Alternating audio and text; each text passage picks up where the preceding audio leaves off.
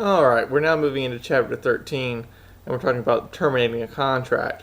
There obviously are a couple ways in which a contract can be terminated, but the most obvious is by performance. Yeah, you've completed the contract. Okay? Performance is when all terms of the contract have been fulfilled.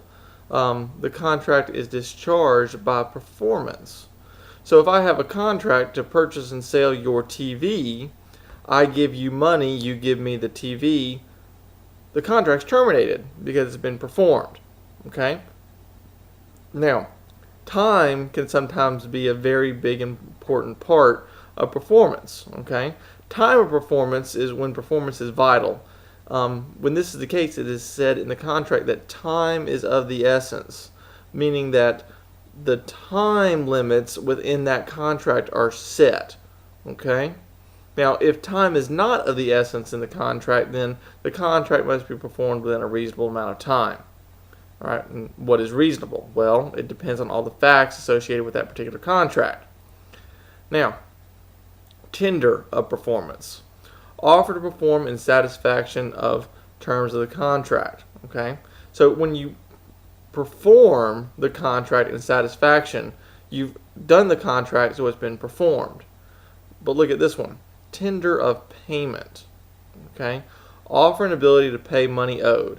If a check, the contract is performed when the bank honors the check. Now, remember what I said a few minutes ago. You and I enter into a purchase and sale agreement to purchase and sell your TV. I give you money, you give me the TV. Okay, I give you cash, tender of payment's complete.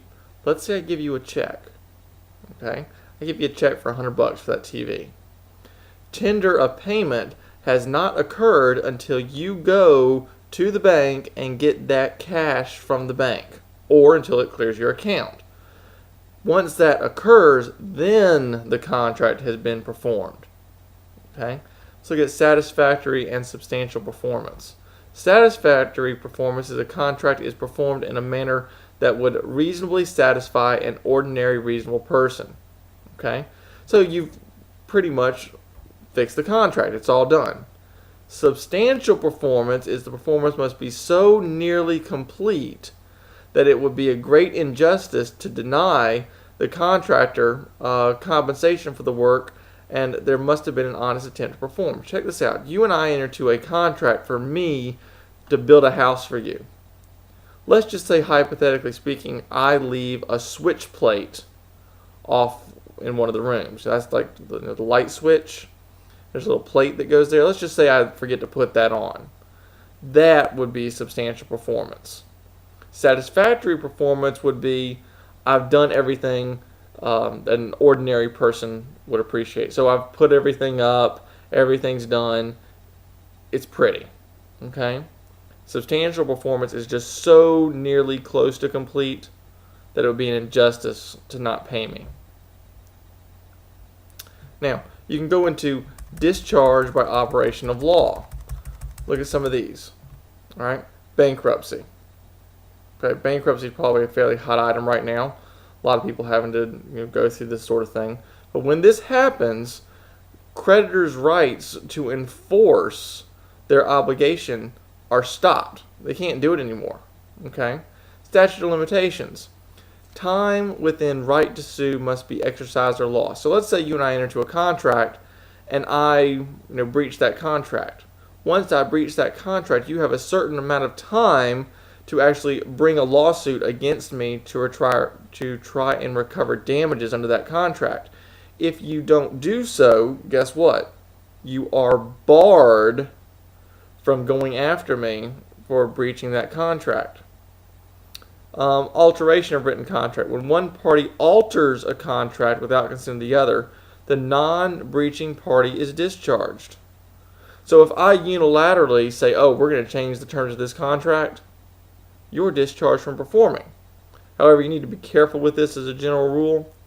The best policy is to always fully perform your contract.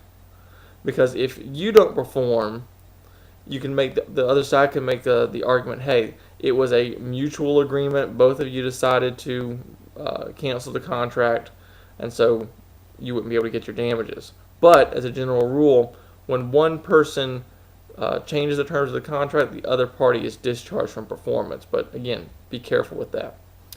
Impossibility of performance, meaning that the performance is no longer able to happen. Look at this: destruction of the subject matter. All right, you and I enter into a purchase and sale agreement to buy that TV. Okay, before I pick it up, it explodes. Can you give me that TV? No, it's been destroyed. New laws making the contract illegal. Remember whenever I said that a contract has to be for legal purposes?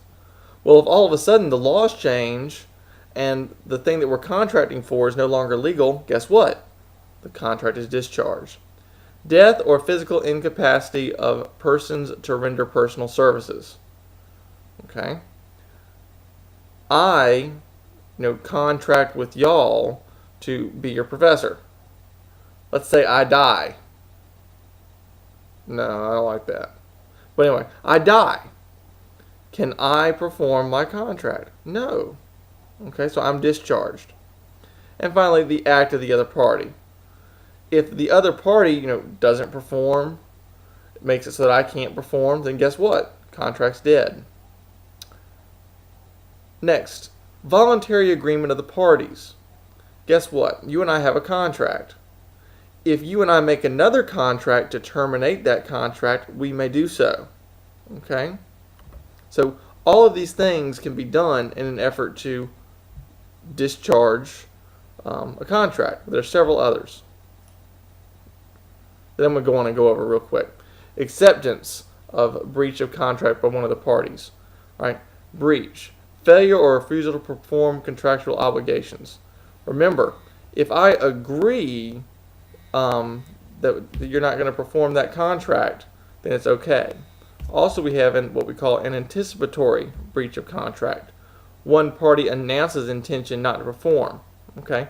When that happens, then the other party is said to not have to perform. Remember when we said that when one party doesn't perform their end of the contract, you're discharged. Okay? So an anticipatory breach would be, hey, I'm not going to sell you that TV. Well, that's an anticipatory breach. Okay? So you don't show up to buy it.